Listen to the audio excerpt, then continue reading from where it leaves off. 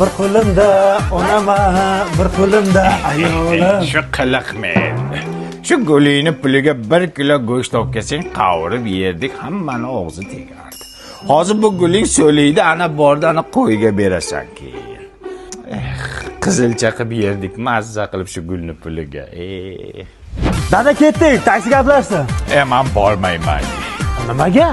Shu taksini puliga 1/2 kilo dumba olsang, bilqillatib mantiq qilardik. Hey, 1 soatdan keyin tuvalет huzurini ko'rasiz dumbangizda.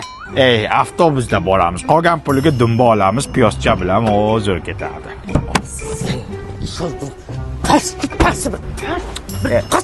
Sadaqa manga, o'zing dumbang yo'q, yana aniq qilasan. Dumba yaxshi-da, dumbaga ukol qilyapti odamlar. Hey, o'g'lim, shaharga bir kelib qopsiz, konsertga bilet topib kiraylik. Konsertga balo bormi? Uni puliga bitta qul olsak bo'lmaydimi? Endi go'shtni mazza qilib yerdik. Bu konsertning yotubiga chiqadi, tekinga ko'ramiz. Yur. Kelin, aptekadan nima dori oldingiz? Haligi toksikoziga dori oldim. O'ldiribsiz. Shu dorini puliga 1 kilo jigar bilan charva olib qovursak, ana immunitetni ko'tarardi. Biz ham toksikoz edik, biz ham yer edik.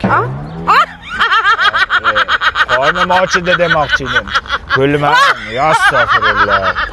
Bugun seni kuning sen kelar. Nima qilyapsizlar, nima qilig'ingda bu yer? Kuning sen kelar. Nima qilganinlaring? Sizni sevaman, dada. Senma yo'l.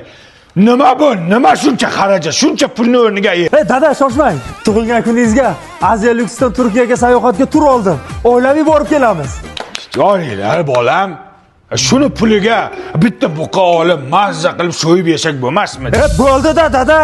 Qachongacha buqa olaylik, go'sht yeymiz deb umrimiz o'tib ketadi.